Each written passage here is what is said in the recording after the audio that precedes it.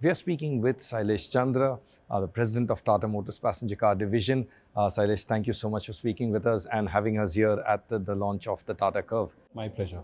Shailesh, the first question, you just took us through a presentation and you were talking about basically this car, the Tata Curvv, where it will make it into production, sit above the Nexon from what we understand.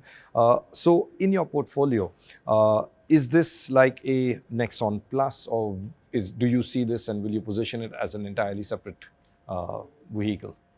So see, SUVs in generally we are seeing a trend which is growing at a very fast pace, and acceptance of SUV as a typology or a category is expanding fast. And whenever a certain category expands, fragmentation is a natural evolution. Right. And therefore we see that as the SUVs are fragmenting, there is a need in the market for giving new kind of body style concepts and all, Right.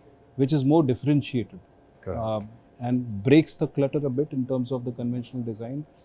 And therefore, the coupe concept, which has been gaining pace globally, if you would see, Right. especially in the luxury segment, and now more mainstream OEMs globally are also Right. announcing their intention to launch a coupe, or even have launched few coupe concept.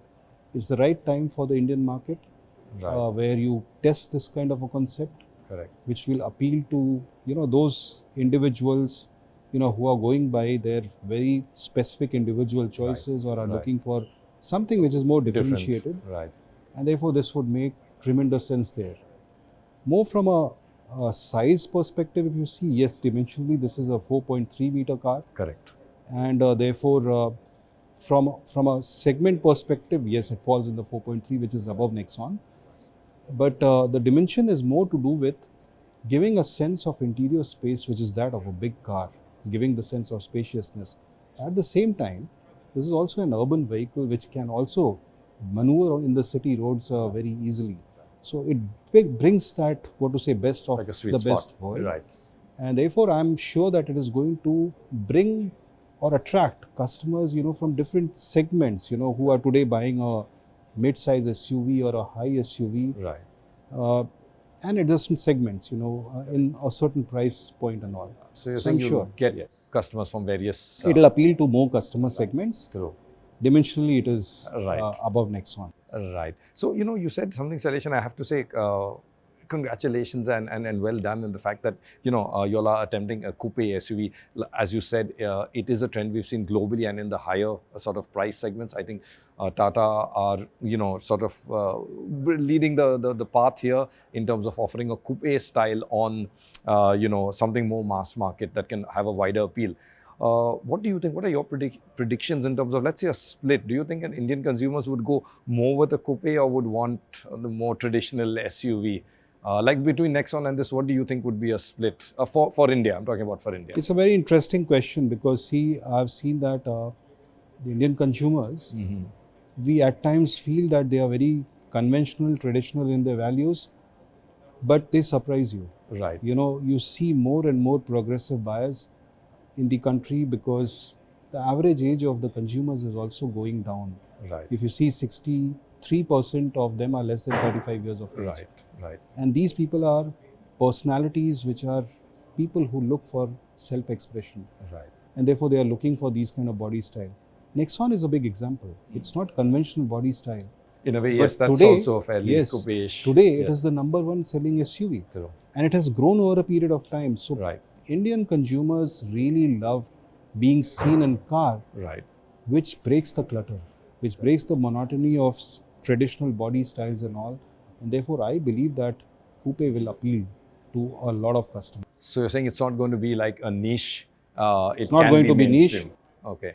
For this size of a Right. vehicle, coupe just brings the right proportions. Right. So is what I would say. Right. Yeah. And you said the Nexon is the largest selling SUV, and I think, correct me if I'm wrong, you'll do about 8,000 or 9,000 units a month. Last month we did about 14 and a half. Okay. Sorry. Yes. 14,500. Right. So yeah, you'll do about 14,500 of Nexons. This one obviously would sit at a higher price thing. Do you think you could do similar volumes? Well, I don't know, but certainly, let's say, take on the big guy in the segment, like something like a Creta and a Seltos? So see, I mean, the Because only understand. reference is, at the price point in which this will be Right. launched. At that price point, what is the Correct, number of correct, buyers who are correct. buying that?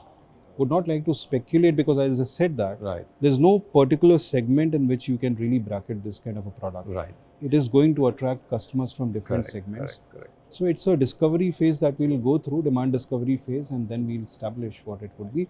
Of course, we'll go with a certain planning in mind. Correct. But at this stage, very difficult to speculate on volumes. Sure.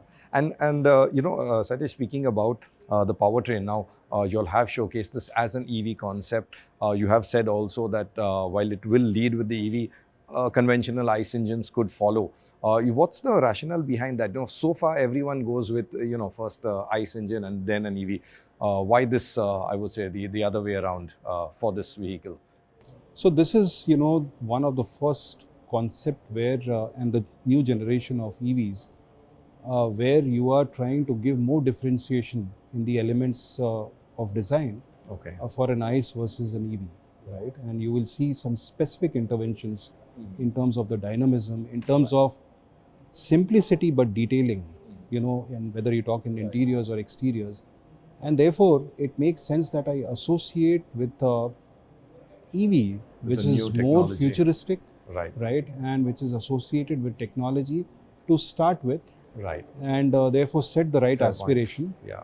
And I know that not all customers are either sitting close to have crossed the fence as far as EVs are concerned. True.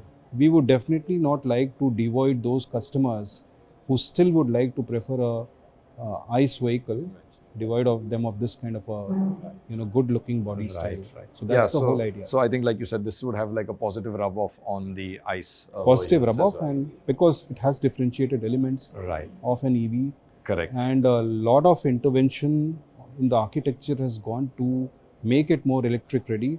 I think it just gives the right message to launch this with Sure. an electric version to start with. Right. And Shailesh, one last question. I know I've been getting cues that we're running out of time here. You're having a busy day today, but when can we see the production version? What I mean is see is as in like an unveil, and when do you think it will be on sale? So as I said, we are targeting less than 2 years. Okay. So work has been going for quite some time Right. on this now. Right. And let's see, how fast we can expedite this. But that would be the thing. But I would say that given that we are saying less than 2 years, so the maturity of the styling work and all has reached a certain level.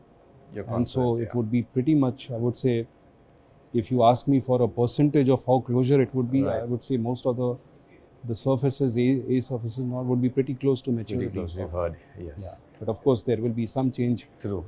but would be minimal, is what I would Great. expect. So great. So we're going to see something really close to this car and in about less than 2 years, right? So thank you so much, Shailesh, for speaking to us, and all the best with the Curvv. Thank you. Pleasure talking to you.